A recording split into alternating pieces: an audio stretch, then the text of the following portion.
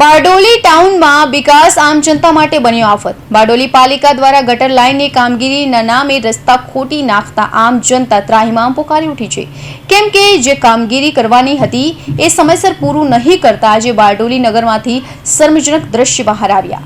સ્થાનિક શ્રમજીવીના મોત બાદ તેની સ્મશાન યાત્રા કાદવ કીચડમાંથી પસાર થતા લોકો પાલિકા પ્રત્યે ફિટકાર વરસાવી હતી। જ્યારે પાલિકા પ્રમુખને આ બાબતે પૂછતા તેમણે પણ દુઃખ વ્યક્ત કરી તત્કાલીન खोदेला रोड बनावा कह्યું હતું। प्रवीणभाई नायका है। શું સમસ્યા છે તમારી?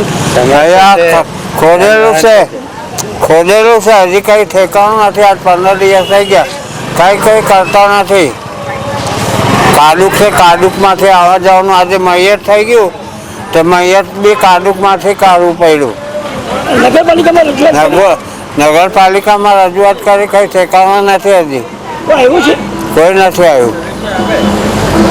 ત્યારે હવે જોવાનું રહ્યું કે રસ્તા ક્યારે રિપેર થાય। Suresh Rathod, Hind TV news, Bardoli.